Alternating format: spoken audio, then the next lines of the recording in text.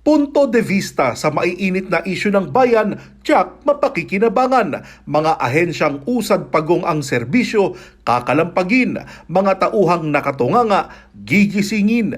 Dito lamang yan sa POV, Point of View, kasama ang tambalan na walang inuurungan, Aida C. at Rose Novenario, tuwing Miyerkules at Huwebes, alas 7 ng gabi sa The City Post Facebook page. Magandang gabi po sa inyo lahat. Wednesday again. So, sama-sama na naman tayo dun sa mga pagchichismisan natin. Aida C po, kasama po natin si Miss Rose Novenario hanggang unlimited. Point of View or Punto de Vista. Okay. O, ano ngayon ang ating pag-uusapan? Ay, at eto medyo mga nakaraang araw kasi dahil sa June 7, magre-retiro na si Chief PNP General Romel Marbil. So, kailangan siyempre palitan, magre-retiro eh. So, sinabi ni Secretary Remulla noong Lunes John Vic Remulla ng Oo. DILG. kung sino ang mga kandidato. 4 5. or 5. Sino-sino sila? Nartates. Unang-una, si Lieutenant General Jose Melencio Nartates Jr. Kailangan Siya ang PNP Deputy Chief for Administration. Membro siya ng Philippine Military Academy Tanglao Class 1992. Ito yung huling batch ng mga opisyal na nagtapos sa PMA na pumasok sa PNP. Pero yung 1992, isang taon na lang yan, ha? Talaga? Hmm. Parang revolving door policy na naman ba yan? Ganun naman sila eh. Yun nga, pero may Alam- hint si Secretary Remulla. Ang napili daw, actually may napili na daw si Presidente. Ay, Pero si- siya ang mag-a-announce, si Presidente mismo. So hindi niya in-announce. Ang gusto raw niya, yung medyo matagal magsisilbi sa Gagayahin niya si Bato de la Rosa, na galing lang ng colonel yata yun. Yung lahat, O, nilampasan niya. Oh. Biglang naging 4 Alam mo, star. ano yun ha? Ano yun? Nakabuti ba? Hindi. Oh. Wala namang alam yun eh. Hindi, tsaka ibig ko sabihin, ngayon, siya yung panguna, kasi co-accuse siya ni sa crimes against humanity. Kung hindi siya yung nag-chief PNP ng iba, di yun na magiging co-accuse ni That's the point. May irregularity kasi, di ba? Meron ipagagawa sa May kanya. ipapagawa sa kanya. Pero siya, ginusto rin naman yung tanggapin yun. Siyempre. Normally, hindi ho talaga yan tumatalo na parang palaka. Shipping Lacson din naman gano'n na, nung panahon ni Era pa. Pero hindi naman ganun. Pero Mataas si na yung- mataas na yung rango ni... Hindi, one-star One general. star. Ito colonel. Colonel lang ba siya? Full-fledged colonel lang siya. Okay. Di ba siya yung head ng PNPA? Bago siya, Davao, tapos head ng PNPA, I think. No? If I'm not mistaken. Tapos, kaya ang daming nagreklamo noon. Kasi syempre, displaced. Pero binawi naman ni Duterte yun sa paglalagay ng mga maraming sa pulis. O sino pang isa? Si Nartates, no? Si Banak muna, si Lieutenant General Bernard Banak, Commander ng Area Police Command Western Mindanao, at miyembro rin ng mistaan ni Nartates, class 1992 rin. Pareho din. Parang Oo. lalabas yan. Kasi meron para naintindihan nyo ho, meron hong forced parang retirement at the age of 56 years old. Mandatory retirement. Retirement na 56 years old. Basta tumapak na ng 56 So, years old, uniformado yan. retire na kayo. Military, Coast Guard, saka yung PNP. Pero hindi naman nagre-retire. Kasi ina-appoint Hindi. sa... Pupunta lang sa politika. Saka ina-appoint sa posisyon na iba. That's why. Alam mo si Banak pala ay dating director ng Special Action Force at naging pinuno ng Eastern Visayas Police. Siya rin yung namahala sa ginanap na katatapos na midterm election sa Bangsamoro Autonomous Region in Parang Western Mindanao. nagkagulo din. PRM. Medyo nagkabulo doon. Okay. So- Pero hindi ganun kadugo. Pwede Oo. Tapos, naging rin siya, PNP Public Information Officer at saka spokesman. Tapos Anthony Abirin. Si Torre muna, nilagpasan mo naman si Torre. Gusto ko siya ihuli. Ganun ba? O sige, doon tayo sa ilalim muna. Si NCRPO Director Major General Anthony Aburin. Kasi ang ginagawa kasi natin, PMA muna lahat, tapos sunod mga PNPA muna. Kasi dito po na ng mga observers dito, nangyayari ngayon dahil Huling class na nga ng PMA yung 1992. 92. So, it's between PMA versus PNPA na. Yes. Yan. So, etong Si Abirin. si Abirin, PNPA siya eh. Katulad ni Torre at saka ni Okubo. So, bali tatlong Oo. PNPA, di ba? Oo. Dalawa na lang pala yung PMA na na contenders ngayon, di ba? After Abirin, meron tayong isa pa. Si Si Okubo. Okubo, Chief ng Directorial Staff at PNPA Class 1992. Ay, mas bata kay Abirin, mas matanda kay Abirin. Ano to nila Natates? General Natates. Kaindaran. Tapos, si Abirin at saka si Major General Nicolas Torre III. Yun ang 1993. Yan, 1993. Nako, kilalang kilala niyo si General Torre, di ba? Alam niyo naman kung sino yung nakilig ng tibok ng puso sa Kingdom of Jesus Christ. Natulog sila ng ilang araw doon. Ano araw? Ilang Gabi. linggo? Kaya Di ba? O, yan, talaga, yan, di ba? yung mga pinaka high profile, siya ang umaresto. Siya yung nag-lead ng arrest. Kay Kibuloy. Apollo Kibuloy sa sex crimes. At saka kay dating Pangulong Rodrigo Duterte. Kita nyo naman, naging viral yung mga video ni Torre kung paano siya nakipagbalitaktakan habang nasa custody nila si Duterte. Tapos ngayon, di ba, siya rin yung nagpakawala ng mga trackers because hinahanap si Harry Roque. Ay! Paano mo hahanapin si Harry Roque? Andun nga sa net. Nagpakawala siya ng mga trackers. Tapos Ngayon meron na na-aresto na co-accused ni Roque. Yung security official nung Pogo Hub. Arestado na. Kumanta na, hindi pa. Hindi pa siguro dahil ka-aresto lang nung Lunes ng madaling araw eh. Sana kumanta. Mhm. Di ba? Sabayan Alam mo, mo, Rose. Alam mo kung ano ikakanta nun? Oh. Ano kaya ikakanta nun? Ha? Kung paano sila inupahan para i-conceal yung mga krimeng nangyayari sa loob? Oh, well, ayun ko, pero sa totoo lang, yung Pogo na yan, hindi lang naman si Harry Roque yung may dyan. Marami dun sa Marami mga senador natin ang nag-okay sa Pogo. Di ba? Isa lang yata yung nag-against. It's only Risa Ontiveros. Oo. Yung kay kay Lidwan siya Wang. lang. Oo. Pati doon sa Pogo. Proponent din si Ewan ko ba Tia Cayetano. Yun yung offer na nag-legalize ng Pogo. Diba? yes. Lola nyo, diba? Pero, Tapos yung si Francis Tolentino, napalo dahil hindi natin alam. Sorry, wrong number. pero at least hindi siya masyadong nag-iingay. Hindi siya Peter Ocampo. Siguro medyo konting tabla ng hiya. Hindi katulad nung sidetrack lang tayo, no? Side issue. Hindi katulad nung si Philip Salvador, no? Ay! Naghahanap pa ng boto. Diyos mio. Alam mo, mas may karapatang maghanap ng boto ang bayan muna. Kesa Ang kay Gabriela Ipe. or whatever. Gabriela. Yes. Oo, may Totoo mga lang. karapatang maghanap ng boto dahil black voting yung mga yun. Biro mo na. Kumbaga sa nakayod yung boto nila, di ba? Si Ipe, saan ka huhugot ng boto mo? Mr. Philip Salvador, yung hinahanap mo at sinasabi mong nagpupuntahan sa inyo dahil meron kang sinamahan na PWD na naka-wheelchair para bumoto, isa ko yung sinasabi yung sinamahan nyo. Yung 10 milyon, sino kung nagsasabi sa inyo na naghanap sila ng boto? Maintindihan. Manahimik ka na nga lang dyan. At saka Papapansin pa, talo na. unang-una wala kang advokasya. Di ba? Meron. Ano?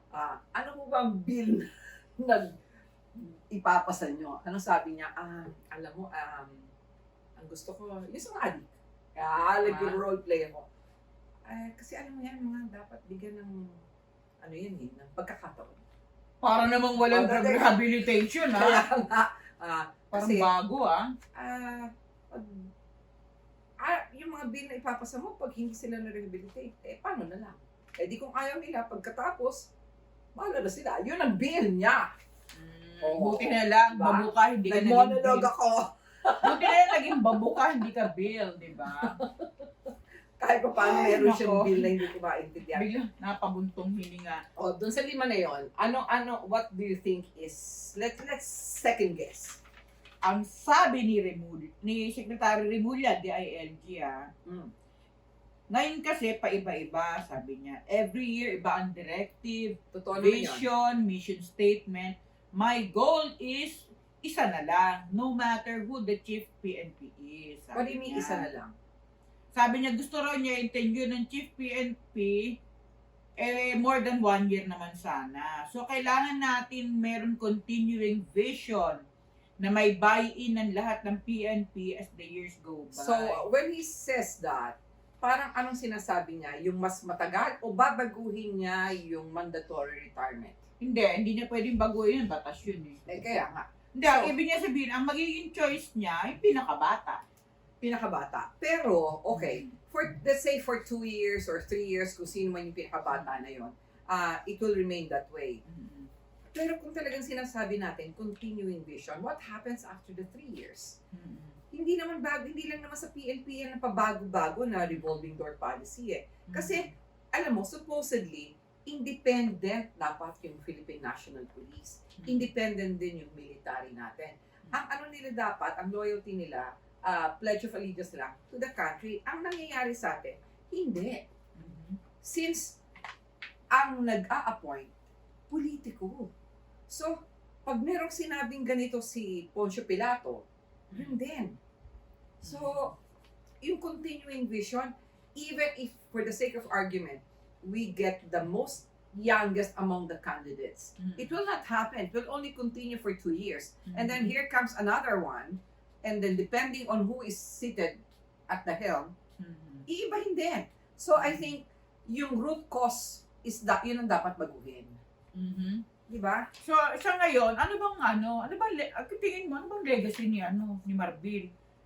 Babu na siya sa June 7. Legacy? Parang wala akong makita. Ako in fairness, pero under his leadership, bagamat si Torre ang gumanap ng mahalagang papel, under his leadership as PNP chief, yun nga, na-arresto yung mga high-profile suspects. At walang, kahit papaano, hindi, kasi na-expect ng marami kung aarestuhin mo si Kibuloy, bubuhos yung KOJC members sa di ba? Hindi naman nangyari. Kala nila may EDSA 4, kasi nagkaroon ng EDSA 3, di ba? Yeah. Inaresto si Duterte, patsi-patsi lang yung yung mga protesta, Hindi walang talaga naman mala, sustain maski doon sa Dahig. Oo. Pero when you talk about legacy, it's been quite some time. Kumbaga parang ginawa niyang poster boy, si Torre, nga para katakutan ng mga high-profile suspects. Hindi niya legacy yun. Under his leadership as chief PNP. Daw. Okay. Okay, sige, down na lang. Oo. So, mas maganda kung si Torre, siya yung biglang ginanon nirekomende. So, mas maganda kung si Torre na mismo yung chief PNP para wala na mga agaw ng accomplishment niya. Tingin mo? Kilala ko kasi iba dun eh. So, si Nartates is a good candidate. And so is with Tatay niya ba yung may Nartates din dati na general? Tatay niya ba yun? Kapatid niya or what? Hindi ko pa yata time yun. Ay! 90s, may general Nartates? Ano ba? Hindi pa ako ganun ka-immerse sa... matanda. Nagsimula kasi ako police reporter, 1992. Meron na Nartates nung panahon. Lang ako, na-immerse na ako sa mga ganyan, 1995. Pero, well, so, kung sa sinasabi ni Secretary Remulla, yung pinakamatanda, dalawang pinakamatanda dyan, ay pinakabata. Si Torre at saka yung kaklase ni isa. Okubo? Yung 1993. Di ba? Okubo. So, parang yung hindi. Si Okubo is 1992. Si Aberin, yung 93. Si Aberin at saka si Torre. So, dalawa. Ito ang nilagay na, excuse me, ang inilagay na parang nakilala si Aberin bilang nag-utos daw na imbestigahan ang 28 police commanders sa Metro Manila for operational lapses and other violations. Ano kaya operational? Parang Nabitama ba yun? Hindi. Pero siguro dahil hindi na nga tayo police reporter, hindi na tayo masyado pero ako I should know also eh. Pero wala akong nabalitaan. Meron pa pero ng gano'n. routine dapat yun eh. That should be routine. Di ba? Kung meron mga lapses, etc. Saka ano, routine. saka ano yun yung talagang trabaho Alam mo, niya yun eh. yung nami-miss ko dyan sa ganyan, yung katulad nun, yung kay General Rason, no? Yung Mamang mamang pulis, pulis. di ba? Na talagang inilapit niya. Before kasi merong fear, no? Mm. Yung nung kinoy niya yung mamang pulis, para bang, yung nandyan lang sa kalye, na Nung araw Diba? na nung araw na bata pa tayo, di ba? Oo. Ay, ayun si mamang pulis. Oh, di Oo, ba? approachable. Matanda na rin ako ng mamang pulis kasi kaibigan ko nga. Hindi, mamang pulis nung araw. Yung Yes. pinaghugutan niya, no? May pinaghugutan sila niyan eh. Hmm. Nung panahon ng mga 70s, 60s, mamang pulis talaga ang tawag. Sa mga naging chief PNP, Mm. ang alam na alam ko na merong legacy si Mm. Lacson. Mhm. Sa totoo lang. Ay, yung sa bewang, Hindi lang. sa waist. Alam nyo, Mhm. I can attest to the fact na nalinis ni Lacson yung lahat ng, di ba, yung mga kotse na nakaparada sa Klame. Mhm. Ang dami dyan. Siya, Mga wala siyang red tape. Mhm. Dalhin mo yung registration mo, dalhin mo yung proof mo. But then, you get the car. Nalinis yan. Proof of ownership. Yun, proof of ownership. Wala siya. And in that respect, malinis si Lacson, no? Tapos talagang hindi po pwede na papatay-patay yung mga ano, at hindi po pwedeng sobrang lalaki ng tiyan na hindi na makakilos, etc. Nagkaroon ng Ano ba yung discipline. waist? 34. 20, sobrang naman. Wala 20. Ano yan, pang Miss Universe? Police woman. Ang police woman. Nagulat ako sa 28. Ang police woman. Nakaka 20? Sino? 28 yung leeg. Parang leg lang ni Nana yun. 34 yung waistline. At saka talagang at that time, natatakot gumawa ng kalokohan yung mga pulis. Yung pangungotong, nawala yon. Para sa akin, pinakamalaking legacy. Ping Lacson. Okay. Ngayon, so, Ako sino? kasi, idolo ko kasi si Sunny Rason, kaya, Well, Oo. second sa akin si Sunny Rason. oo, yun. Napaka, kasi nun eh. Down to earth, approachable. Lagi nakangiti. Oo, mabait. Hindi ko nga nakita nagalit yun o sumigaw, nagmura. Mas madalas pa ako magmura, magalit at sumigaw doon. Hindi pa ako pulis niya na. So, sa tingin mo, Ano? Ako tingin ko si Torre. Si Well, Torre ang pipiliin. good luck. Mhm. Kasi ha, eto, Hmm. kung magkakaroon tayo ng ng vision, hindi naman vision sabihin, paghahandaan natin yung mga posibleng mangyari. Halimbawa, ito impeachment ni Vice President Sara. Halimbawa lang. Hmm. Halimbawa na may mag-agitate na halimbawa, may tumatagilid na si posibleng makonvict. Halimbawa, patungo For na sa... any incident that may Oo. happen along the way. Oo, na kailangan merong matigas ang paninindigan na kaya talagang hadlangan kung ano man yung masamang plano ng mga... As long as he works for the country, that's Oo. fine. Diba? Huwag naman yung puppet lang. Oo. Pero yun na nga ba, katulad niyan, sinasabi nila, so meron lang marching orders. Mm. So paano yun? Kung yung marching orders mali. Mm. Hindi, tsaka, alam mo yung marching orders, propaganda lang yun eh. Charing lang yun, may maa-appoint na bagong chief PNP. What's your marching order ni Presidente? Sabi ng mga reporters, yun namang bagong chief PNP. Yun, charot-charot lang naman yun. Ito yung magpapalit lagi ngayon, parang scripted na yun eh. But whomever is Mhm. going to, I really like to see parang yung vision that is sustainable at talagang yung, parang katulad ng kay Vico. Ako talaga fan ako ni Vico eh. Yung ini-institutionalize yung change. Hindi yung kada palit na iiba. At pag tama, wag nang palitan. If it's not broken, Why fix it? Tama. di ba? So, ganun lang. Ang problema, personality-based kasi tayo. Oo. So, At saka halimbawa usapin ng transparency. Ilan yung mga nakasuhang pulis? Anong mga kaso nila? Anong status ng kaso nila? Dapat ilagay nyo lahat yan sa website nyo. yes. Di ba? Alam mo may isang, sino ba yung pinalitan ni Marvin? Nakakalimutan ko yung pangalan. Yung nauna sa kanya.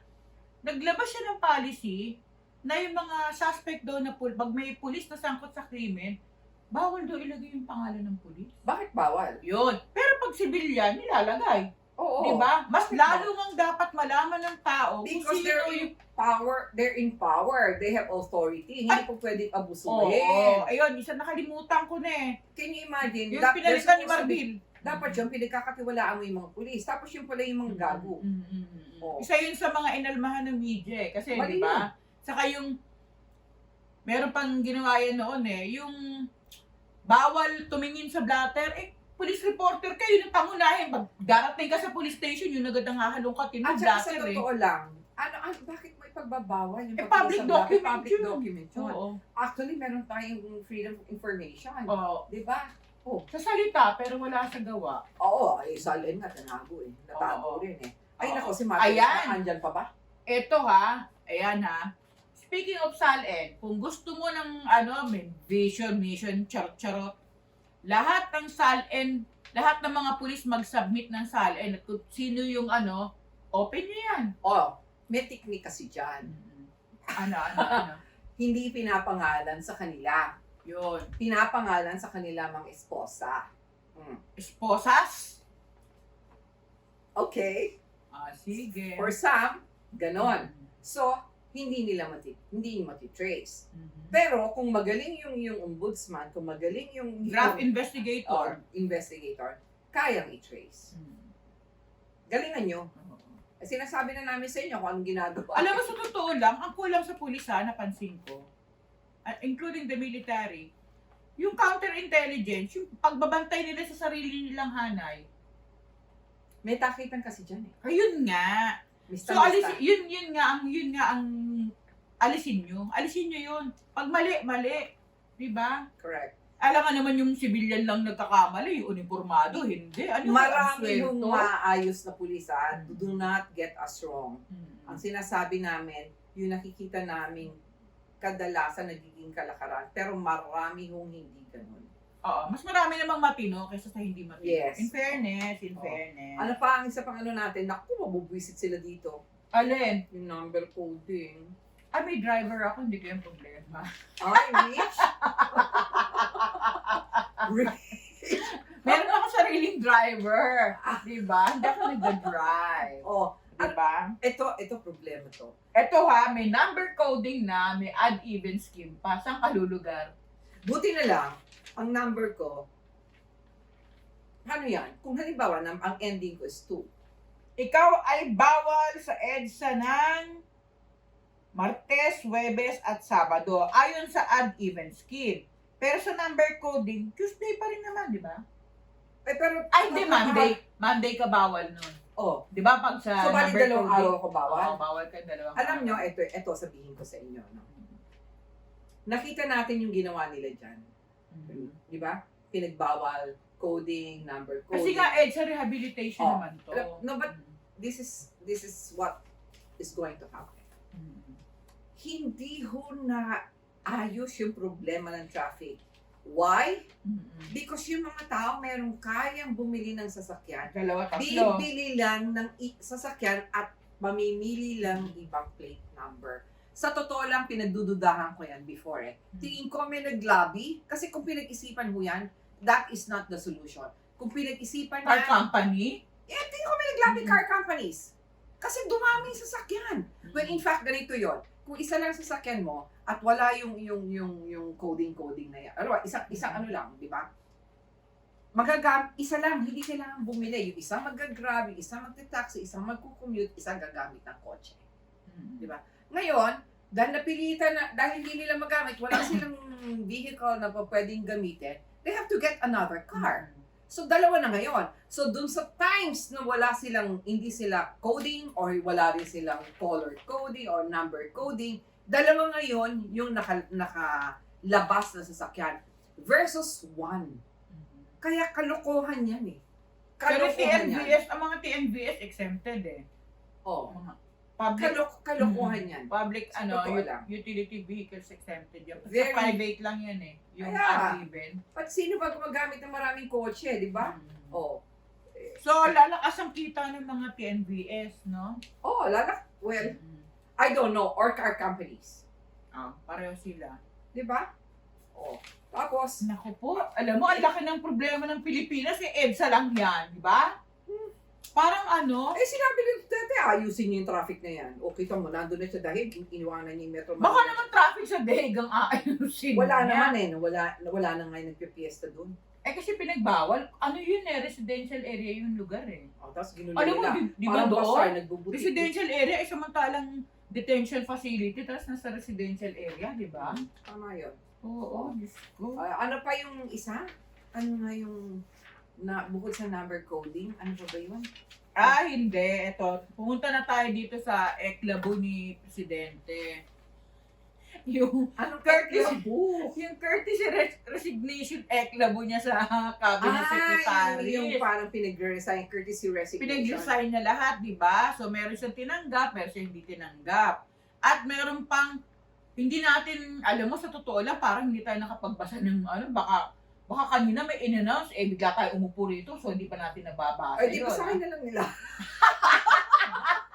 Yung sa Pero- akin yung una mo. Pero as of Friday, last week, ang mga tinanggap ang resignation, etong si BMW. Parang BMW siya eh. Bakit? Babaeng may wig. Parang ganun yun. Hindi, biro lang naman yun. Hindi Sino naman yung no. babae may wig? Parang babaeng may wig. Si Luis Saga, DNR secretary, kasi makapal yung buhok. So pinagdududahan siya laging nakawig, pero hindi wig yun. Totoong buhok ko niya yun. Makapal talaga buhok niya. Ang pumalit sa kanya, Diyos ko, isa ako sa muntik mahulog sa upuan. Hindi ko akalain. Rafael ang haba na swerte nito ni Lutilla. Dire-diretso lang yan eh. Panahon pa ni GMA, ang lolo mo. Hindi nawawalan. Oo, ang haba na swerte. Ano kaya kamandag niyan? Business sector, charot. Pero biro mo, Baka from ano, one position to another position, at least to different yun, administrations. ang haba nga na swerte. Para siya si Benjamin Jokno. Matanong Para siya si Jokno. Ano Ang mo- haba na swerte. ano ang sekreto? Business sector. Baka endorsed. O, diba? Tapos eto, hayaan na muna natin sila. Isa pa sa Chinugi. Etong si Bayaw ni Paquito Ochoa, si Acuzar ng Human Settlements and Urban Development Secretary. Pero Sir Cho, andyan pa. Wala. Pero nilagay siya as Pasig River na lang aatupagin niya. Ay! Parang ang sama ng bitaw ko, sorry po sa Pasig River. Baka sakaling doon niya mapakinabangan yung expertise niya. Rehabilitation ng Pasig. Eh, di ba River. nandiyan si Ramon Ang? Ay, hindi natin alam. Kung baka, Siya yung magre-rehabilitate ng Pasig River. di, magkukuriyan si ano. Naku! Magkukuriyan si Acuzar. Ha? Korean. Magkukuriyan siya yan. wag lang silang mag-aano ni Vico, no? Kasi si Vico is a straight person. So, doon natin doon natin masusukap kung hanggang saan ang husay ni Pasig City Mayor Vico Soto, Oo. O, tapos, ang pumalit kay Acuzar ay si Engineer Ramon Aliling. Ay, hindi ko naman siya kilala. Engineer Ramon Aliling. So, Tapos, itong ang pumalit naman kay Lutilla, pansamantala, ang nilagay na officer in charge, si dating Congresswoman Sharon Garin. ito yung galing na dating what do you call this? Diba? Nasa Health Secretary, hindi. Hipag niya yun o bilas. Parang yung mga asawa nila magkapatid o si Sharon hindi ko alam kung Parang ano. Parang may nakikita akong, sige mamaya na. But remind me. Pero officer in charge na naman siya mukhang hindi naman siya rin magtatagal diyan. Ha? Mukhang lang siya pansamantala. Alam mo, sa totoo lang, mabalik tayo sa DNR. Isa sa nakakapagtaka sa panahon ni Loizaga. Kasi ang lakas nung dating yung sinabi ni Marcos pag upo niya. Tigil lahat yung reclamation projects. Walang tumigil. Dire-diretso. Pero nangyari dito kay Loizaga, hindi niya... Pero supposedly, mahigpit yan. Saan siya mahigpit? Aber? Hindi huminto yung mga reclamation projects. Dire-diretso, pumunta ka ngayon dun sa sa MOA, punta ka sa isang hotel dun. tignan mo doon, may zoom, may camera ka, kunan mo. Mm. Na ibang kaibigan ko, ganun ang ginagawa, tapos papadala sa akin litrato. Akala ko ba yung tunay reclamation at chorba-chorba? Naku kako asa pa kayo. So, sino siya ngayon? Sino na ngayon? Si ano na, si Lutilia. Yung siniswerte. Yung mahaba ang swerte. Ang at Biro mo Isa na pang- si Gloria, 19, ano ba yan? 2001. 2001? Seryoso? 24 24 years? Ilang taon na yan? Siguro 50 plus na siya noon. Siguro mga 70 plus na siguro siya ngayon. Bakit hindi pa nagre-retire? Wala naman retirement yung ganyan. Presidential appointee yan. Hindi, pero di ba sa atin may retirement eh. Kung mapapakinabang, bakit naman si Enrile 100 plus na? O, sige nga. Bagay. Pero yun naman, well, anyway, I'd rather not talk. Tapos si Foreign Affairs Secretary Enrique Manalo, Chugian Carvajal na rin. Dahil, Siya ang ginawa ng Philippine Permanent Representative to the United Nations. why do you think nawala si Manalo? Hindi ko lang alam. Hindi ko alam Foreign yung mga... policies yan. Oo. Diba? Pero ano naman yan? Sino pumalit? Yung kanyang undersecretary, si Maria Hindi Teresa as acting? Lazaro. Hindi acting? Hindi. Talaga? Ang pinalitan naman niya as Philippine Permanent Representative si Antonio Manuel Lagdameo kasi magre-retiro na sa July 31. Ayun. Yan ang mga ano. Tapos Sino ito kaya- yung sino- limang... Sino namili nito? Si Marcos o si Lisa? Hindi ko lang alam. Tatawagan ko sila mamaya pagkatas ng program natin. Sino namili sa inyong dalawa? Di ba? Hindi ko nga alam kung sino presidente sa kanilang dalawa eh. Madam President, ikaw ba? Hindi ko nga alam kung sino presidente. Madam President, ikaw ba ang namili? Eto, hindi Acting natin kay Duterte. Hindi ko rin alam kung sino presidente noon. Si Bongo siya. ganon. Kasi hindi ka makakarating sa presidente pag Wala hindi ka naman. dumaan kay Bongo. Diba? Gatekeeper, no? Ayun yung tawag talaga sa kanya, Pero gatekeeper. ang mga gatekeepers, as in the Christian mababait, di ba? Gatekeeper, yung pag pinapasok ka. Mabait naman pagtulog. Nagsabi. Mabait kapag tulog. Eto na. Hindi tinanggap ang courtesy resignation ng 5 miyembro ng kanyang Isa- economic Yan, team. ayoko yan. Oo. Kasi, Mr. President, ang disgusto ko ng mamamayan na Yes. ibinuga nila nung panahon ng eleksyon na ikinatalo ng iyong mga kandidato Correct. ay dahil sa iyong economic policies. So bakit mo ni-retain yung buong economic team mo? What Eh, gives? Ang Si problema Recto, no? ang problema ng mamamayan, unang-una, ordinaryong mamamayan, pumunta ka lang dyan sa kalye, nagwawalis ng kalye, vendor, napakataas ang presyo ng bilihin. Saan ang gagaling yun? Di sa economic managers nyo, sa economic policy nyo. O anong Economic, food, pati yung sa rice tariff, lahat yan Lahat. sama-sama, di ba? Oo. Pero do we need more taxes? Oo, Diba? di ba? Ano ba yung pinanukala ni Recto na inalmahan? Pati yung mga sa digital. Oo. Gusto nang lagyan ng mga taxes. Teka muna. Pero ang pinakang hindi ko gusto, si Recto kasi nagpakuha ng pera dyan sa PhilHealth, tama ba? Oo. Tapos hanggang ngayon, hindi pa naibabalik. Mm. Actually, legally, he does not have the to do that. Mm. Because enacted yung ng Alam mo- PhilHealth eh. Dapat hindi pinakikilaman yung budget na yan. Pero teka muna, Asan meron, yung nilagay ang pera? meron no? akong nabasa hindi ko lang alam kung totoo naman ito. Kasi hindi ko naman nabasa yung pangkalahatan yung 2024 budget. Nakalagay daw yun sa BICAM. Na Sinilip ano? daw sa BICAM yun. Na ano? Na pwedeng kumuha ng budget ng GOCC. Na pwedeng kumuha. Oo. Kaya yung ibang... Why come? BICAM. Sa BICAM din siningit ng 2024. Pirmado rin ng ibang senador sa ibang kongresista. So napansin mo, ang umaalma lang, yung hindi mga kongresista, hindi mga senador, hindi... So bakit hindi umaalma yung mga comments? Kasi, hindi nila alam, Papakinabangan nila hindi, yung sa pera? totoo lang, hindi siguro nila alam na yung PhilHealth yung gagalawin. Sa dami ba naman ng GOCCs Di ba? Ako Pero- tingin ko ganun benefit of the doubt. Where are we Baka hindi nila alam na PhilHealth pala yung target na kuno ng malaking Yeah. pera. But where are are we now? Di ba merong final na ano? Nasa Supreme Court for decision na daw. For resolution na yun. Kasi mali yun eh. Sila, ano yun, Nery Colmenares na nag-file ng ano nun, ang question sa Supreme Court. Diba? Kaya nagigigil yung ano eh, kaya nagigigil yung NTF-L sa bayan muna. Kasi yung bayan muna, paboritong ano niyan eh, mag-question ng mga maling policy, patakaran ng gobyerno eh, di ba? Kaya siguro, tinrabaho sila na wag makaupo sa Kongreso eh. Kasi, di ba, kung ito nga hindi nakaupo itong mga to, nakakaano eh, nakakapagprotesta eh sa atin eh, di ba? Mas lalo na pag nakaupo yan. Hindi ko naiintindihan yung economic team na yan. Sa totoo lang. Very questionable sa akin. Para sa akin kasi yung state health pa lang. That's a very, very big question. Tsaka, hindi na nila, alam mo, di ba, parang ininak yan.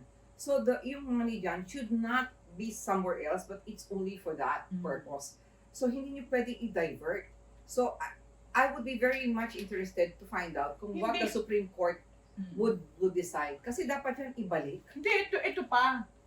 Kinunan mo ng pera ng 2024, pagdating ng Tapos 2025, hindi mo binigyan ng pondo. Hindi yung binigyan ng pondo. Eh, Ano saan mo yun? gusto ko? Gusto niyo bang patayin na lang sa sakit yung Hindi, mga parang mamamayan? yung malabas pati dyan, parang ginagawa yung cash cow, yung PhilHealth. Kasi Oo. mandatory yung paniningil ng Oo. PhilHealth. Pero walang pera. Eh, ang dami-daming hindi nababayarang doktor. Ang dami-daming hindi nababayarang health workers. Ang dami-daming ospital. So, walang equipment, nothing. Eh, but that's for that. So, why get the money? My goodness. And Recto, what the hell are you thinking? Diba? Anong special din sa economic team mo, Mr. President, para i-retain niya mga yan? Ewan ko. Maliban lang kung may naglalabi na naman ng mga business, men.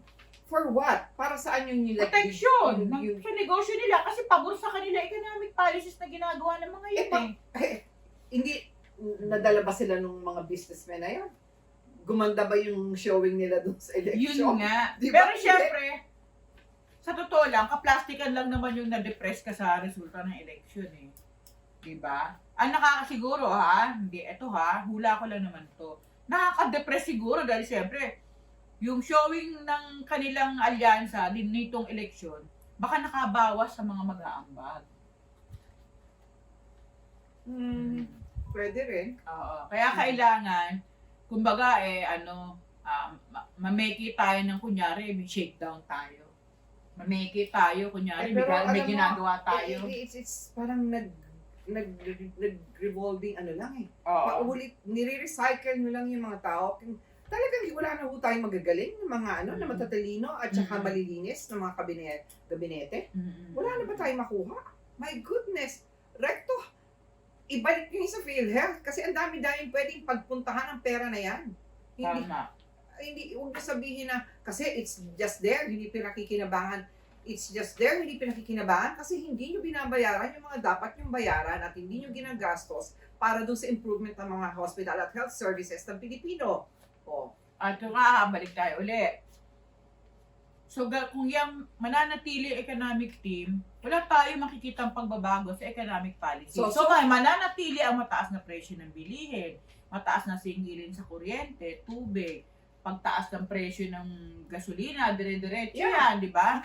So, ano yung magiging pagbabagong inaasahan ng presidenteng mangyayari kung yung economic team, hindi mo papalitan? Pero, ikaw, okay, you have an economic team. Hindi ka ba nag-iisip ikaw yung presidente o kung sino man ang presidente sa kanilang dalawa? Ni Lisa Marcos? Really? Ang dami-dami nagugutom.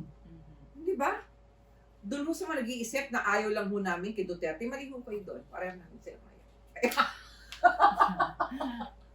Kami ang gusto namin yung makapagbibigay ng ginhawa sa ordinaryong mamamayan. Correct. Yan. Ito pa, yung bigas na 20 pesos. Ay, kalokohan. Alam niyo ho ba kung ano nangyayari dyan? Gimmick niya. Napipilitan yung mga magsasaka na ibaba yung presyo kasi binabarat na sila ng mga traders. Kasi nga naman, bakit sila bibili ng 12 pesos na yung mga Per kilo ng per palay. Eh, kung 20 pesos yung Maibebenta yung bigas. bebenta, eh, gigilingin, aanuhin pa yun. Kasi lilin pa. Kapira ng alam mo mangyayari dyan ha, ako tingin ko lang. Habang nagbebenta sila ng 20 pesos na bigas, ako, trader, i-hoard ko yung stock ko ng bigas, hindi ko ilalabas. Pwede, tapos papataasin mo na naman. Oo, hihintayin ko matapos. Patol, sabi niya hanggang December 2025 lang. After December 2025, saka ko ilalabas siya.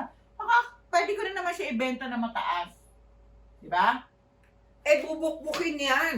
Pero kung kaya na... Gano'n na nga nangyari dati, di ba? Nung hindi nila inaano yung bigas mo sa NFA. Nabukbok. Oh, eh, ang dami-dami nagugutom.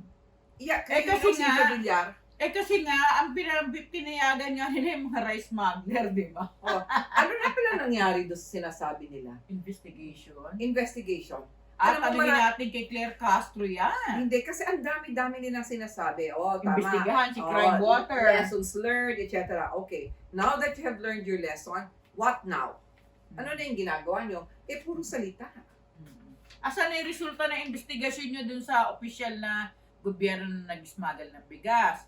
Ano na nangyari sa investigasyon nyo sa Prime Water? Ayan yung mga Yes. pangunahing Marami di ba? yan. Marami yan. Yung Oh. galing mismo sa bibig ng mga opisyal ng Malacanang, presidente pa mismo, sabi, nagulat kami pagdating namin dito, smuggler, involved sa smuggling, mga opisyal mismo Bakit ng hindi nyo gobyerno. pangalanan? Bakit blind item? Correct. Bakit hindi nyo pangalanan? Oh. Eh, At teka muna, nagkakalimutan tayo. Hmm. Ano nangyari kay Maharlika Funds? isa pa yun. Di Diba? ba? Nauubos na yung pera ng bayan, ano? Diyos mio, lahat na lang. Di ba kinuha yung pera ng Land Bank? Kinuha ang pera ng SSS. Di ba kinuha ang pera ng GSIS? Tama ba ako? PhilHealth. At tapos PhilHealth, kinuha naman ni Recto. Ano na yan? Yung mga Saan pinagpawisan napunta ito? yung mga pinanggalingan ng luha, pawis at dugo ng mga uring manggagawa. Diyan kayo kumukuha ng pera para Alam nyo, magpakasasa. Ito ha, Naku po. yung PhilHealth na yan, talagang mainit ang dugo ko dyan eh. Alam mo kung bakit? Sa Hong Kong at Singapore, uso na naman yung COVID. Pag tayo tinamaan, wag naman sana, ano ngayon ang gagamitin ng mga tao?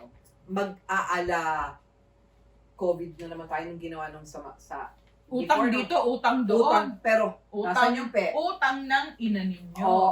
Utang dito, utang doon. Bulsa rito, bulsa. Mamaya may family 2.0. Correct. Oh. Diba? Ito nga. Nako, knock on wood po kami. Hindi pa nga nakakatulan ito mga responsable sa nakawang bilyon-bilyon ng Farmally.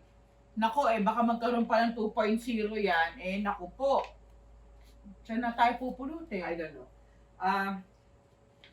Kanina, di ba nag-usap tayo? Sabi mo, hindi lang naman yung mga gabinete ang may problema, di ba? Kasi Mismong presidente. yung mismong presidente, anong ginagawa niya? Alam Diba? nyo, Hindi, yung mga trips na yan, ang dalas. Di ba? Pero, meron ba kayo nakikita na talagang resulta? ayun, investment na naghihikayat ng investor, charot-charot. Nasaan? Ba't laganap ang joblessness? Alam mo, pag sound ang economic policies ninyo, lalapitan kayo ng investors. At ang Diba? corruption, kailangan sugpuin yan. Kasi unang-una nakakadismaya sa investor yan, yung corruption. Mag-i-invest kami dyan, nakawin nyo rin yung pera namin. Correct. At saka walang consistency ng policies eh. Indonesia. Ang Indonesia, naging institutionalized yung paglalagay. Di ba? Let's say, X amount, 10%. Pero yung 10% na yon, across the board na yon. At hindi pa palit-palit yung mga pulisiya. So pag ikaw ano rito, kahit iba pa ang dumating na mga opisyalis, continuous lang yung pulisiya nila. Kaya tayo, nasa laylayan tayo ngayon. At saka 3 taon na ho kayo sa July 1. Wala pa kayo napakulong na big fish na corrupt. Napakulong nyo, wanted sa sex crime, si Kibuloy, okay yan. Napakulong nyo si Duterte sa war crimes tuloy, crimes against humanity of murder, okay yan. Pero yung big time sa corruption, wala. Pero baka pwede na lang sabihin, baka si Duterte, iisip nila, corrupt din. Pwede, no? I don't know. Pero ang point ko, mas marami pang iba eh. Pero ang point ko ganito, kung hindi ba naging magkatunggali kung hindi sila nabasag, gagawin kaya nila yon? Siyempre hindi. That's why. Sino ba nag-trigger? Di sila Sara. Diba? Sino nauna? Ewan ko. 2020, ako ha, kung di ako nagkakamali, 2023, tinangka nilang i-oust si Romualdez at iupo si Arroyo. Diba? Doon nagsimula yan eh. Nag-resign siya sa lakas si MD, tinawag niyang tambaluslo si Romualdez, nagwala-wala na siya, diba? Doon na nagsimula yan. Tapos 2023 April. Yan, mula 2023 Sino ito April. ang tambaluslo si Sarah? Tinawag niyang tambaluslo si Romualdez. Ayun, magmula noon, 2 taon na pala. Pero Oy, happy second anniversary! Pero pakialam naman ng pakialam si Arroyo. Hindi na matigil. Pero ano ha, hindi na siya kumikibo. Pero tapos na yung ginawa niya eh. Oo. Di ba? Di ba nung sa Balisin, nandun siya. Mhm. Nung sinabi niya na, si Marcos ang maging presidente. Ay, Oo. masyadong ano. Anyway, May bahala kayo eh. Ano naman yan, tunggalian niya na naghaharing uri. so yung Hindi na- question Ano? natin, may pakinabang siya. So far, wala. Wala. Walang pakinabang. Kung may Magkukuha pa ako yung sa economic team na sinasabi mo, pinalitan eh. Baka meron pa. Totoo. Di ba? Tsaka, huwag niyo isisi lahat sa miyembro ng gabinete niyo yung pagdaus-dus ng inyong popularity, pagkatalo niyo sa eleksyon. Dahil manalamin ho kayo. Ang tawag dito, magnilay-nilay. Suriin niyo yung inyong mga sariling pagkakamali. Hindi Wala. naman masama yung aamin ka sa pagkakamali. Ito yung At problema. hindi masamang makinig sa payo ng matitinong tao. Hindi, because no people here who runs for, it's just for power and money. Ay, it's not really public service, di ba? Kung tinatamad kayo, at Alam tamad nyo, na kayo, at matanda Kung gusto na niyo kayo, ng magandang di ba payo, ibibigay ko yung number ko sa inyo, charot. Huwag kayong tumakbo na. Kung tinatamad, kung tatamad-tamad di... Alam mo, doon lang ako bilib kay Gloria, ha? Si Gloria matalino. Tsaka masipag. Masipag. Alam mo bang, hanggang madaling araw, alam mo siya, balita ko lang naman to ha, kasi nag-cover ako sa kanya. Yung kanyang problema sa batok, sa leeg, dahil yun lagi siyang, isa nga paglalaptop Hindi, masipag niya, siya. masipag siya eh. Masipag siya. Which I cannot say the same thing for the past 2 administrations. Kay Digong at saka kay Pinoy. Hindi naman. Ito past na rin sa akin. Hindi naman. Hindi naman may matutuwa pag sinabi mo yan. I don't care. Pareho lang silang, anyway. Siya. Ano na? Basta ho, ang sinasabi namin, huwag kayong matuwa kung nagbalasahan sila, kung nag-courtesy resignation, lahat yung mga iho de something na yan. Let's Kasi be walang very epekto sa critical. buhay Let's natin be yan. very critical. No, matutuwa pa siguro tayo kung nakikita mismo yung pagbabago galing doon sa pinuno, no? Pero itong ginagawa niya at pamimili niya ng mga iba, nakikita natin ngayon so far at yung pagre-retain niya sa economic team. Wala. Parang ano lang yun, lip service eh. Na, sige, balasahin natin. Pasiklab. Ang tawag ng Lip pasiklab. service, Gimmick. Political Sana gimmick. mag-umpisa sa inyo. Oo.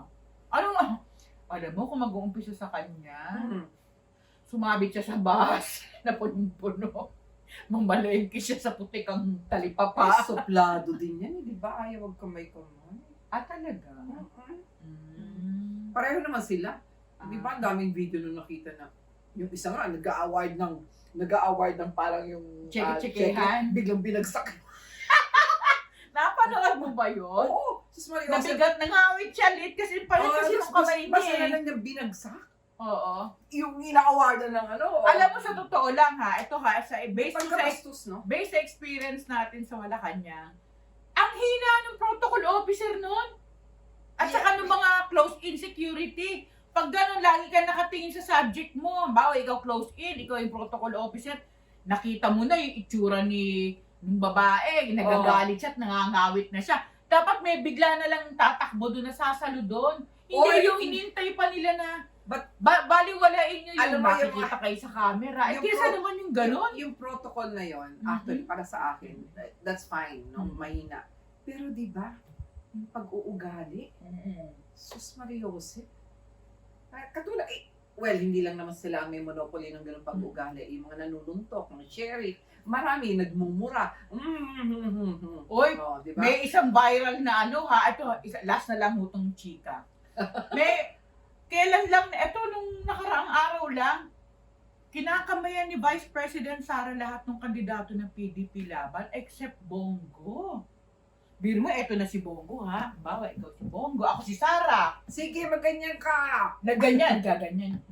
Kamayan lahat. Ginanon ni Sara yung kamay niya. Oh. Tapos sabi ni Bongo, gulat na gulat ang lolo mo.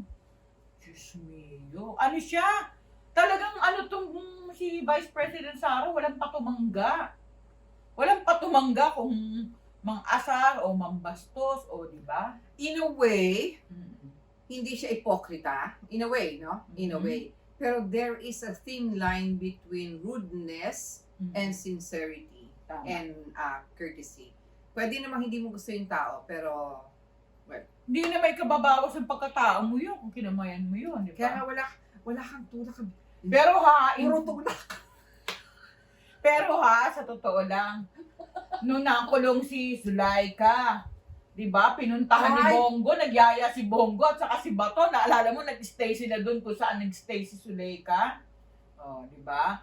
Eh dapat yun pa lang, eh kahit pa paano, kahit nabubuisit man sa'yo si Bongo o nabubuisit ka kay Bongo, pero yung gesture na yun, Bakit Ah, sino ba ah. si Zulaika?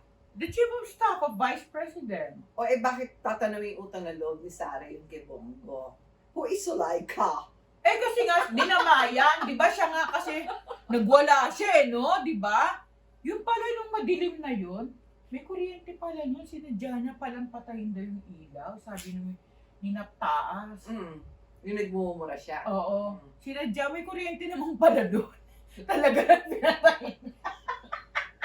Bakit? Ay, Anyway. lakas amat. Ah. May kanta Wala. rin, no? Ma- Okay. sa amin nyo lang ho naririnig yun. Ay, Wala. nako. Sige. O, sige. Magandang gabi po sa inyong lahat. Ay si Punto de Vista, Point of View. Rose Novenario, Hanggang at bukas. The City Post PH Official po ang ating YouTube channel. Bukas po ulit. Good evening. Punto de vista sa maiinit na isyu ng bayan, tiyak mapakikinabangan. Mga ahensyang usad pagong ang serbisyo, kakalampagin. Mga tauhang nakatunganga, gigisingin. Dito lamang yan sa POV, Point of View. Kasama ang tambalan na walang inuurungan, Ida C. at Rose Novenario. Tuwing Miyerkules at Huwebes, alas 7 ng gabi sa The City Post Facebook page.